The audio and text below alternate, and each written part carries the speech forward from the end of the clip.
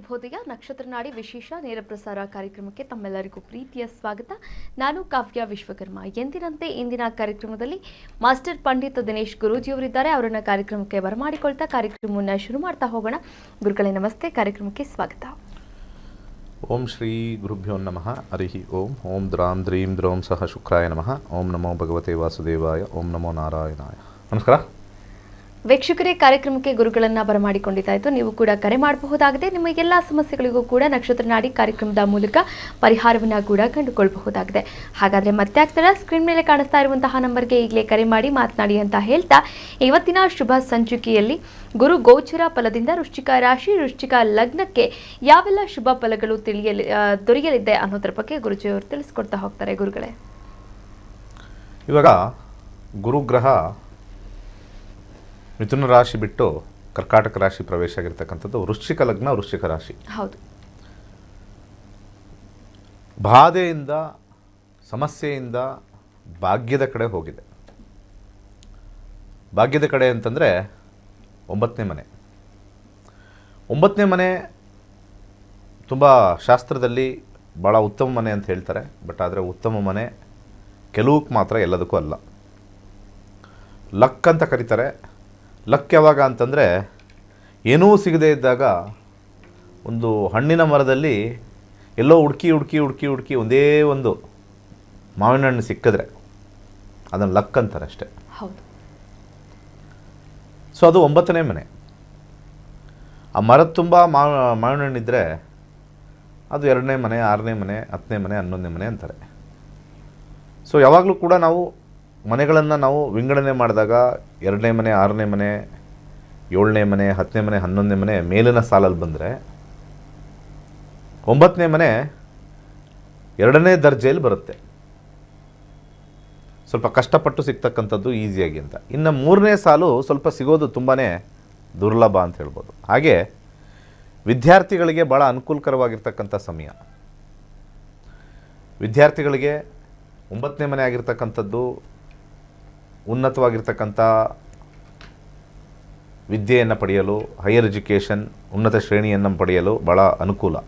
ಆದರೆ ಈ ಸಾಮಾನ್ಯ ಈ ಹೈಸ್ಕೂಲು, ಈ ನಾರ್ಮಲ್ PUC ಕಾಲೇಜು ಹೋಗ್ತಕ್ಕಂಥವ್ರಿಗೆ ಸ್ವಲ್ಪ ಆಲಸ್ಯ ಹೆಚ್ಚಾಗ್ತಕ್ಕಂಥ ನಂಬರೇ 9ನೇ ಮನೆ. ಆಲಸ್ಯ ಹೆಚ್ಚಾಗುತ್ತೆ. ಆದರೆ ಅದಾದಮೇಲೆ 9 ಆಲಸ್ಯ ಮುಗಿದ ಮೇಲೆ ಬರ್ತಕ್ಕಂಥದ್ದು ಅಂದರೆ ಹೈಯರ್ ಸ್ಟಡೀಸ್ಗೆ ಡಿಗ್ರಿ ಆದ ನಂತರ ಬರ್ತಕ್ಕಂಥ 9ನೇದು ಉತ್ತಮ. ವೃತ್ತಿಯಲ್ಲಿ 9ನೇ ಮನೆ ಏಳಿಗೆ ಕೊಡಲ್ಲ. ತುಂಬ ಜನ ಹೇಳ್ತಾರೆ 9ನೇ ಮನೆ ಭಾಗ್ಯ, ಲಕ್ ಅಂತ. ಪರಾಶರ ಪ್ರಕಾರ ಇಲ್ಲ. ಪರಾಶರ ಏನಾದ್ರು ಒಂದು ಸ್ವಲ್ಪ ಆದರೂ ಸಿಗಬಹುದು ಅನ್ನೋದೇ 9ನೇ ಮನೆ. ಅದನ್ನೇ ಭಾಗ್ಯ ಅಂತ ಕರೀತಾರೆ. ಇದನ್ನು ಸ್ವಲ್ಪ ಅರ್ಥ ಮಾಡ್ಕೊಳ್ಳಿ. ಲಕ್ ಅಂದಿದ ತಕ್ಷಣ ನಮಗೆ ಫುಲ್ ಅದೃಷ್ಟ ಎಲ್ಲ ಸಿಕ್ಬಿಡುತ್ತೆ. ಸಿಗಲ್ಲ. ಮನೇಲಿ ಫಾರ್ ಎಕ್ಸಾಂಪಲ್ ಅಕ್ಕಿ ಖಾಲಿಯಾಗಿದೆ, ಅದು 5ನೇ ಮನೆ, 8ನೇ ಮನೆ, 12ನೇ ಮನೆ. 9ನೇ ಮನೆ ಎಲ್ಲ ಹುಡುಕಿದ್ರೆ ಒಂಚೂರು ಸಿಕ್ತು, ಅದೇ ಭಾಗ್ಯ, ಅದೇ ಲಕ್ಕು. ಹಾಗೆ ವೃತ್ತಿಯಲ್ಲಿ ಮೇಲೆ ಏರಲ್ಲ, ಕೆಳಗಡೆ ಇಳಿಯಲ್ಲ. ಯಾಕೆಂದರೆ ಬಹಳ ಇಂಪಾರ್ಟೆಂಟ್ ಆಗಿರ್ತಕ್ಕಂಥದ್ದು 10ನೇ ಮನೆ 9ನೇ ಮನೆಯಿಂದ 2ನೇ ಮನೆ ಅದು ಮೇಲಕ್ಕೆ ಏರ್ತಕ್ಕಂಥದ್ದು. 8ನೇ ಮನೆ ಕೆಳಗೆ ಇಳಿತಕ್ಕಂಥದ್ದು. ಎರಡೂ ಒಳ್ಳೆಯದೇ ಜೀವನದಲ್ಲಿ.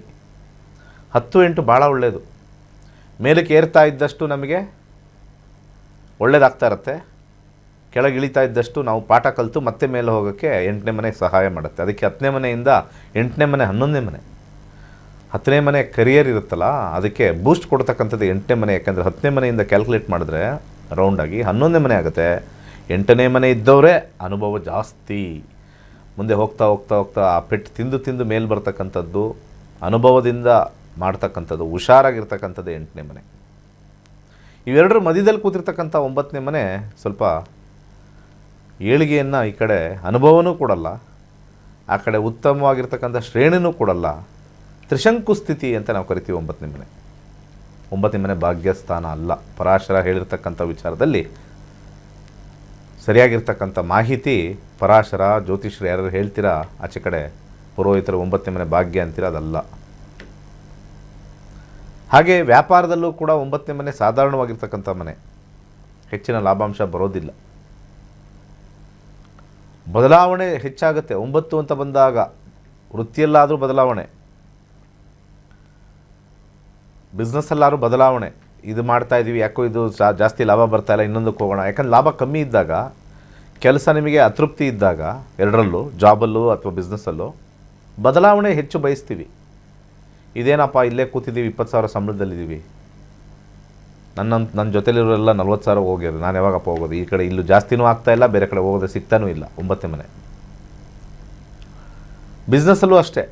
ಇದೇನು ಈ ಕಡೆ ವ್ಯಾಪಾರ ಮಾಡ್ತಾಯಿದ್ವಿ, ಎದುರುಗಡೆ ಅಂಗಡಿ ನೋಡಿದ್ರೆ ಜೋರಾಗಿ ಅದೇ ಇಟ್ಟಿದ್ದೀವಿ ನಾವು ಐಟಮ್ಸ್, ಇಲ್ಲಿ ಹೋಗ್ತಾನೆ ಇಲ್ಲ, ಬೇರೆ ಏನಾದ್ರು ಬಿಸ್ನೆಸ್ ಮಾಡೋಣ, ಆ ಬಿಸ್ನೆಸ್ಸಲ್ಲಿ ಜಾಸ್ತಿ ಬರುತ್ತಾ. 9 ಬಂದಾಗ ಏನು ಮಾಡಿದ್ರು Trishanku. 9th house is the house of Trishanku ಅಂತ ತಿಳ್ಕೊಂಬಿಡ್ಬೇಕು. ಇನ್ನು ವಿವಾಹದಲ್ಲಿ ಬಂದಾಗ ಅತ್ಯಂತ ಒಳ್ಳೆ ಮನೆ. ಯಾರು ಒಳ್ಳೆ ಗಂಡ ಸಿಗಬೇಕು ನನಗೆ. ಒಳ್ಳೆ ಗಂಡ ಅಂತಂದರೆ ಗುಣದಲ್ಲಿ ಮಾತ್ರ, ದುಡ್ಡಿನಲ್ಲ. ಇವತ್ತಿಂದ ಆ ಥರ ಇಲ್ಲ. ಇವತ್ತು ನೀನು ಗುಣ ಏನಾರು ಇಟ್ಕೊಳಪ್ಪ, ನಾನು ದುಡ್ಡು ತಂದು ಹಾಕು, ಒಡವೆ ಕೊಡಿಸು, ಸೀರೆ ಕೊಡಿಸು, ಕಾರ್ ಕೊಡಿಸು, ಮನೆ ಮಾಡು, 4 ಜನಕ್ಕೆ ತೋರಿಸೋ ಥರ ಮಾಡು ಅಷ್ಟೇ. 9ನೇ ಮನೆಗೆ ಹೆಲ್ಪ್ ಆಗಲ್ಲ. ಆದರ್ಶ ದಂಪತಿಗಳು ಅಂತ ಕರೀತಾರೆ.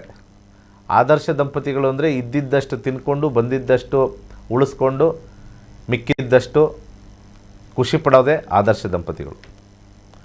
ಈಗಿನ ಕಲಿಯುಗದಲ್ಲಿ ಆದರ್ಶ ದಂಪತಿಗಳು ಯಾರೂ ಬೇಕಾಗಿಲ್ಲ. ನಾನು ಕಂಡಿಲ್ಲ. ತುಂಬ ಕಮ್ಮಿ ಇರ್ಬೋದೇನೋ ಆದರ್ಶ ದಂಪತಿಗಳು. ಆದರ್ಶ ದಂಪತಿಗಳು ಏನಾರು ಇದ್ದರೆ ಅವರು ಏನಾರು ಮೂಲಭೂತವಾಗಿ ತುಂಬ ರಿಚ್ ಕ್ಲಾಸ್ ಇರಬೇಕಷ್ಟೆ.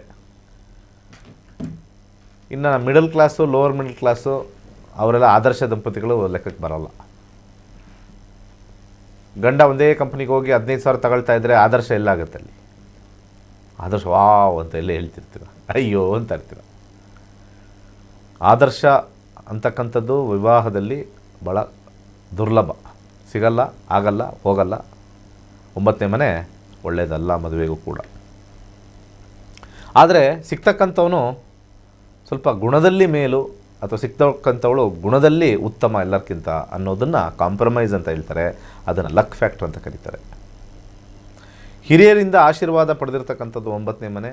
ಸ್ವಲ್ಪ ಮದುವೆ ವಿಚಾರದಲ್ಲಿ ಹಿರಿಯರಿಂದ ಆಶೀರ್ವಾದ ಪಡಿತಕ್ಕಂಥದ್ದು.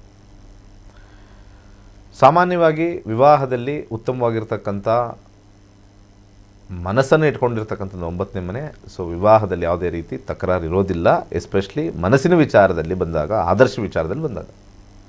ಆರೋಗ್ಯಕ್ಕೆ ಮೊದಲ ಆದ್ಯತೆ ಕೊಡ್ತಕ್ಕಂಥದ್ದು 5ನೇ ಮನೆ ಮತ್ತು 9ನೇ ಮನೆ ಎರಡನೇದು. ಸೊ ಆರೋಗ್ಯ ಉತ್ತಮವಾಗಿರುತ್ತೆ.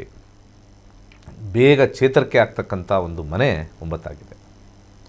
ಸೊ ಹಣಕಾಸು ವಿಚಾರದಲ್ಲಿ ಸ್ವಲ್ಪ ವೃಶ್ಚಿಕ ಲಗ್ನ, ವೃಶ್ಚಿಕ ರಾಶಿಯವರು 9ನೇ ಮನೆ ಇರ್ತಕ್ಕಂಥ ಒಂದು ವಿಚಾರದಲ್ಲಿ ಪುಸ್ತಕವನ್ನು ದಾನ ಮಾಡಿದ್ರೆ ವಿಶೇಷವಾಗಿರ್ತಕ್ಕಂಥ ಲಾಭ. ಯಾವುದಾದ್ರು ಪುಸ್ತಕ, ಗ್ರಂಥ ಇರ್ಬೋದು, ರಾಮಾಯಣ ಇರ್ಬೋದು, ಮಹಾಭಾರತ ಇರ್ಬೋದು, ಒಂದು ಜ್ಞಾನದ ವಿಚಾರ, ಒಂದು ಸೈನ್ಸ್ ಇರ್ಬೋದು, ಒಂದು ಕಾದಂಬರಿ ಇರ್ಬೋದು, ಯಾವುದಾದ್ರು ಪುಸ್ತಕ, ಜ್ಞಾನ ಇರತಕ್ಕಂಥ ಒಂದು ಪುಸ್ತಕವನ್ನು ಗುರುವಾರ ಒಂದು 4 ವಾರ ಒಂದು 8 ಜನಕ್ಕೆ ಅಥವಾ 10 ಜನಕ್ಕೆ ದಾನ ಮಾಡಿ. ಇಷ್ಟು ವೃಶ್ಚಿಕ ಲಗ್ನ, ವೃಶ್ಚಿಕ ರಾಶಿಯವರಿಗೆ ವಿಶೇಷವಾಗಿರ್ತಕ್ಕಂಥ ಗುರು ಗೋಚಾರ ಫಲ. ಒಳ್ಳೆಯದಾಗಲಿ.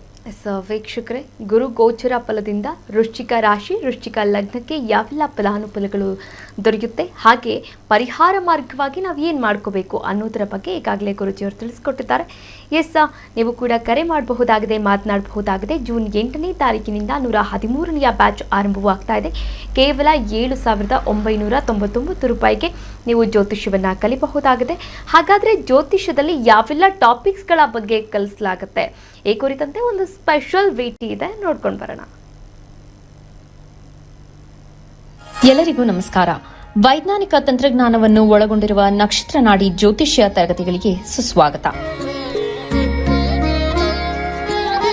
ಈ ತರಗತಿಗಳಲ್ಲಿ ಪಂಡಿತ್ ದಿನೇಶ್ ಗುರೂಜಿ ಅವರು ಕಲಿಸಿಕೊಡುವ ವಿಚಾರಗಳೆಂದರೆ ನಮ್ಮ ಬ್ರಹ್ಮಾಂಡದ ಸೃಷ್ಟಿ, ವಿಷ್ಣುವಿನ ದಶಾವತಾರಗಳಲ್ಲಿ ವೈಜ್ಞಾನಿಕ ಆಧಾರ, 4 ಯುಗಗಳು, ಉತ್ತರ ಧ್ರುವದ ಪ್ರಾಮುಖ್ಯತೆ, ನಕ್ಷತ್ರಗಳು, ರಾಶಿಗಳು, ರಾಹು ಮತ್ತು ಕೇತು ಪುರಾಣ, ರಾಶಿ ಚಕ್ರದಲ್ಲಿ 27 ನಕ್ಷತ್ರಗಳ ಸ್ಥಾನ, ರಾಶಿ ಚಕ್ರದ ಡಿಗ್ರಿ ಲೆಕ್ಕಾಚಾರ, ನಕ್ಷತ್ರದ 108 ಪಾದಗಳು, ದಶಾ ಲೆಕ್ಕಾಚಾರ, ರಾಶಿ ಚಕ್ರದ ಗುಣಲಕ್ಷಣಗಳು, ಲಗ್ನದ ಪ್ರಾಮುಖ್ಯತೆ, ಲಗ್ನ ಲೆಕ್ಕಾಚಾರ, ದಿನಗಳಲ್ಲಿ ಲಗ್ನವನ್ನು ಕಂಡುಹಿಡಿಯುವ ಸರಳ ಲೆಕ್ಕಾಚಾರ, ಲಗ್ನದಿಂದ ವಿವಿಧ ಮನೆಗಳಲ್ಲಿನ ಗ್ರಹಗಳು, ನಕ್ಷತ್ರ ನಾಡಿ ತತ್ವಗಳು, ಗ್ರಹಾಧಿಪತಿ, ನಕ್ಷತ್ರಾಧಿಪತಿ, ಉಪ ನಕ್ಷತ್ರಾಧಿಪತಿ ಲೆಕ್ಕಾಚಾರ, ಪ್ರಶ್ನಾಶಾಸ್ತ್ರದ ಮುಖೇನ 249 ವಿಭಾಗಗಳ ಲೆಕ್ಕಾಚಾರ, ವಿಶ್ಲೇಷಣೆಯಲ್ಲಿ ದಶಾ, ಭುಕ್ತಿ, ಅಂತರ್ಭುಕ್ತಿಯ ಅರ್ಥ, ಜಾತಕದಲ್ಲಿ, ಶಿಕ್ಷಣದಲ್ಲಿ ಆಯ್ದುಕೊಳ್ಳಬಹುದಾದ ಕೋರ್ಸ್, ಪಡೆಯಬಹುದಾದ ಶೇಕಡವಾರು ಯಶಸ್ಸು,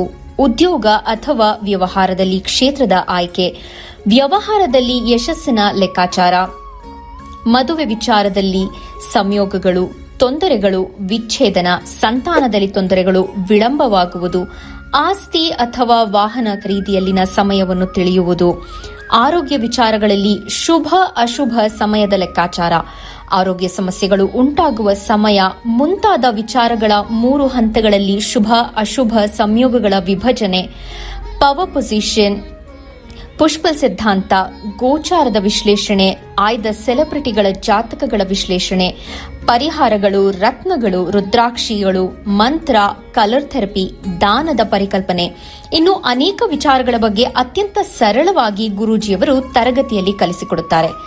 ಈ ತರಗತಿ ಜೊತೆಗೆ ಅತ್ಯಾಧುನಿಕ ತಂತ್ರಜ್ಞಾನದಿಂದ ಬಳಕೆಯಲ್ಲಿರುವ ಗೋಲ್ಡ್ ಟ್ರೀ ಆಸ್ಟ್ರೋ ಆಪ್ ಮೂಲಕ ಜಾತಕವನ್ನು ಪರಿಶೀಲಿಸುವ ಸುಲಭವಾದ ತಂತ್ರಗಳನ್ನು ಗುರೂಜಿಯವರು ತಿಳಿಸಿಕೊಡುತ್ತಾರೆ. ಜೀವನಕ್ಕೆ ಅತ್ಯಗತ್ಯವಾಗಿರುವ ವಿಚಾರಗಳನ್ನು ತಿಳಿಯಲು ಇಂದೇ ಈ ನಕ್ಷತ್ರ ನಾಡಿ ತರಗತಿಯನ್ನು ಸೇರಿ ನಿಮ್ಮ ಜೀವನದ ವಿಚಾರಗಳಿಗೆ ಮಾರ್ಗದರ್ಶಕವಾಗಿರುವ ಜ್ಯೋತಿಷ್ಯವನ್ನು ಅಳವಡಿಸಿಕೊಳ್ಳಿ. ಹೆಚ್ಚಿನ ಮಾಹಿತಿಗೆ ಇಂದೇ ನಮ್ಮ ನಕ್ಷತ್ರ ನಾಡಿಯನ್ನು ಸಂಪರ್ಕಿಸಿ. ಧನ್ಯವಾದಗಳು.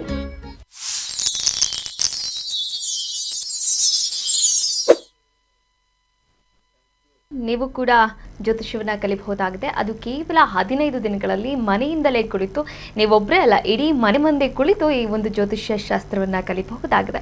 ಹಾಗಾದರೆ ಮತ್ತೆ ಆಗ್ತದ ಸ್ಕ್ರೀನ್ ಮೇಲೆ ಕಾಣಿಸ್ತಾ ಇರುವಂತಹ ನಂಬರ್ಗೆ ಈಗಲೇ ಕರೆ ಮಾಡಿ ರಿಜಿಸ್ಟರ್ ಆಗಿ ಜ್ಯೋತಿಷ್ಯವನ್ನು ಕಲೀರಿ ಅಂತ ಹೇಳ್ತಾ ಮೊದಲ ಕರೆ ಸಿದ್ಧವಾಗಿದೆ. ನಮಸ್ತೆ, ಎಲ್ಲಿಂದ ಕಾಲ್ ಮಾಡ್ತಾ ಇದ್ದೀರಾ? ತಮ್ಮ ಹೆಸರು? ಓಕೆ, ಕರೆ ಕಟ್ ಆಗಿದೆ. ವೀಕ್ಷಕರೇ, ನೀವು ಕೂಡ ಕರೆ ಮಾಡಬಹುದಾಗಿದೆ, ಮಾತನಾಡಬಹುದಾಗಿದೆ. ನೀವು ಕರೆ ಮಾಡುವಾಗ ನೆಟ್ವರ್ಕ್ ಇರುವಂತಹ ಸ್ಥಳದಲ್ಲಿ ಬಂದು ಮಾತನಾಡಿ. ಹಾಗೆ ಕರೆ ಮಾಡಿದಾಗ ಜನ್ಮ ದಿನಾಂಕ ಹಾಗೆ ಜನ್ಮ ಸ್ಥಳ, ಜನ್ಮ ಸಮಯವನ್ನು ಹೇಳಬೇಕಾಗುತ್ತೆ. ಆಕಸ್ಮಿಕವಾಗಿ ನಿಮಗೆ ಜನ್ಮ ಅಂದರೆ ಇದು ಯಾವುದು ಡೀಟೇಲ್ಸ್ ಕೂಡ ಗೊತ್ತಿಲ್ಲ ಅನ್ನೋದಾದರೆ ನೇರವಾಗಿ ಪ್ರಶ್ನಾಶಾಸ್ತ್ರಕ್ಕೆ ಕೂಡ ಹೋಗಬಹುದು. ಪ್ರಶ್ನಾಶಾಸ್ತ್ರದಲ್ಲಿ 1 to 249 ಒಳಗೆ ಒಂದು ಸಂಖ್ಯೆನ ಹೇಳಬೇಕಾಗುತ್ತೆ. ನೀವು ಹೇಳಿದಂತಹ ಸಂಖ್ಯೆಯ ಆಧರಿಸಿ ನೀವು ಯಾವ ಕ್ಷೇತ್ರದಲ್ಲಿ ಏನು ಪ್ರಶ್ನೆಯನ್ನು ಕೇಳಿರ್ತೀರಿ ಅದಕ್ಕೆ ಅನುಗುಣವಾಗಿ ಗುರೂಜಿಯವರು ಉತ್ತರವನ್ನು ಕೂಡ ನೀಡ್ತಾ ಹೋಗ್ತಾರೆ. ಮತ್ತೊಂದು ಕರೆ ಸಿದ್ಧವಾಗಿದೆ. ನಮಸ್ತೆ, ಎಲ್ಲಿಂದ ಕರೆ ಮಾಡ್ತಾ ಇದ್ದೀರಾ? ತಮ್ಮ ಹೆಸರು? ನಮಸ್ತೆ, ಎಲ್ಲಿಂದ ಕರೆ ಮಾಡ್ತಾ ಇದ್ದೀರಾ? ತಮ್ಮ ಹೆಸರು ಹೇಳಿಮಾ? ನಿರ್ಮಲಾ ಅಂತ. ಯಾರ ಬಗ್ಗೆ ಕೇಳ್ಬೇಕಾಗಿತ್ತು?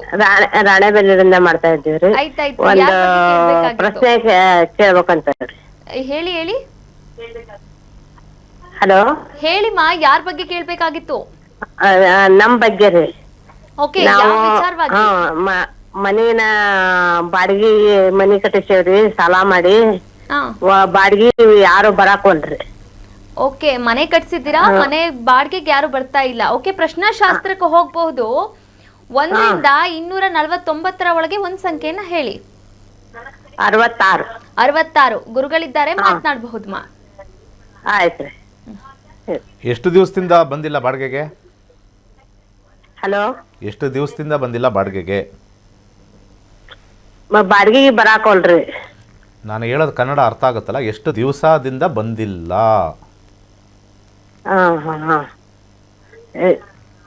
ಇದರಿಂದ ಮತ್ತ ಅದಕ್ಕೆ ಏನ್ ಮಾಡ್ಬೇಕಂತೀರಿ? ಅಮ್ಮ, ಟಿವಿ ನೋಡೋದ್ ಬಿಟ್ಟು ಇಲ್ಲಿ ಮಾತನಾಡಿ ಫೋನಲ್ಲಿ. ಎಷ್ಟ್ ದಿನದಿಂದ ಬಾಡಿಗೆಗೆ ಬಂದಿಲ್ಲ?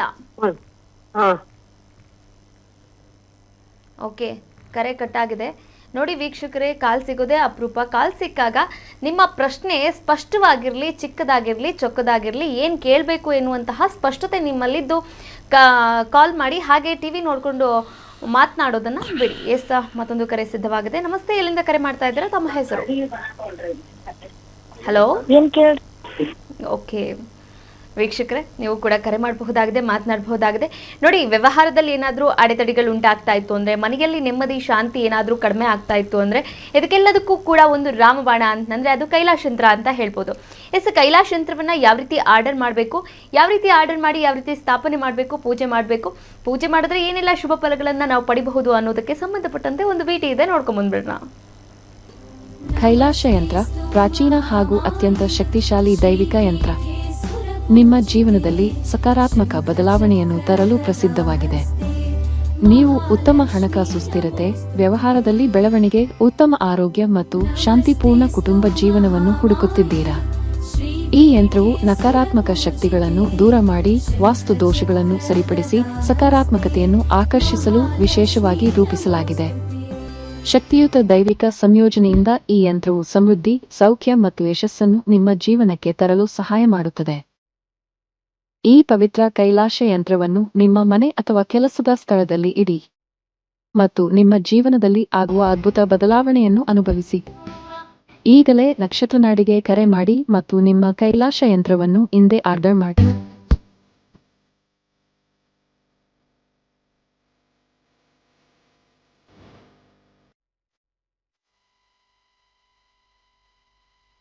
ಮೇಲೆ ಕಾಣಿಸ್ತಾ ಇರುವಂತಹ ನಂಬರ್ಗೆ ಕರೆ ಮಾಡಿ ಕೈಲಾಶ ಯಂತ್ರವನ್ನು ಆರ್ಡರ್ ಮಾಡಿ, ಪ್ಲೇಸ್ ಮಾಡಿ, ಆನಂತರ ನೀವು ಪಡೆದುಕೊಂಡು ಸ್ಥಾಪನೆ ಮಾಡಿ, ಪೂಜೆಯನ್ನು ಮಾಡಿ, ಶುಭ ಫಲಗಳನ್ನು ಕೂಡ ಪಡಿಬಹುದಾಗಿದೆ. ಮತ್ತೊಂದು ಕರೆ ಸಿದ್ಧವಾಗಿದೆ. ನಮಸ್ತೆ, ಇಲ್ಲಿಂದ ಕಾಲ್ ಮಾಡ್ತಾ ಇದ್ರೆ ತಮ್ಮ ಹೆಸರು?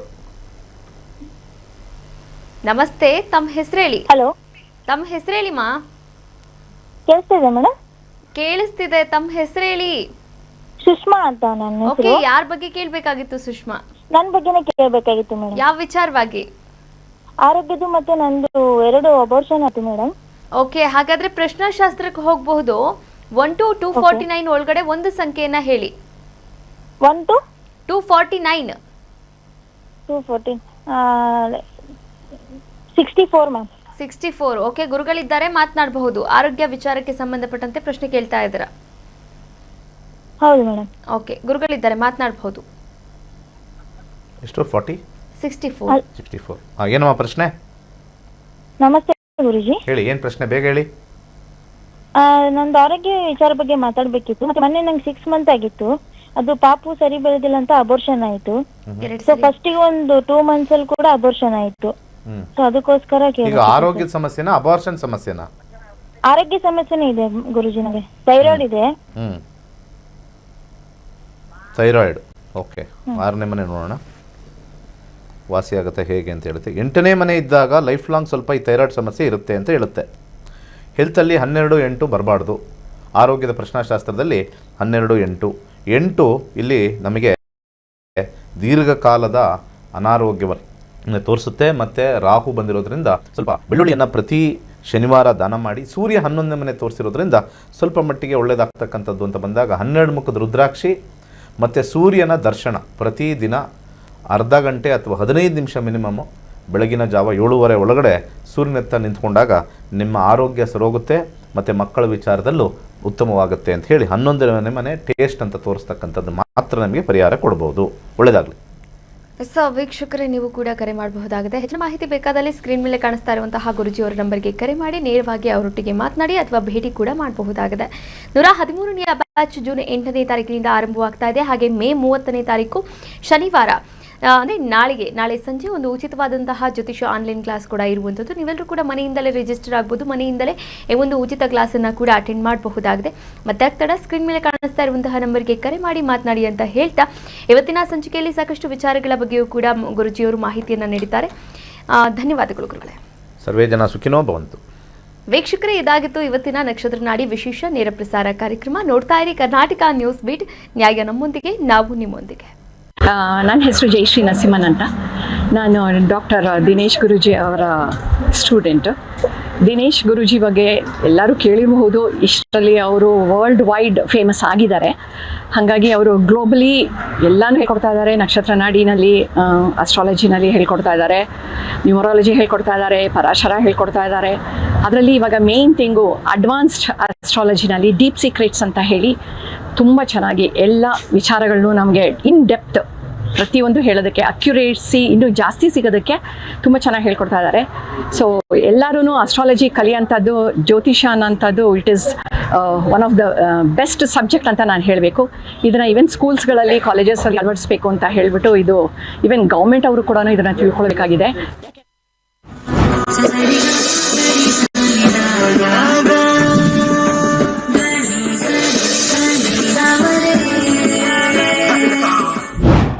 ನಕ್ಷತ್ರ ನಾಡಿ ಜ್ಯೋತಿಷ್ಯ ತರಗತಿ 113ನೇ ಬ್ಯಾಚ್.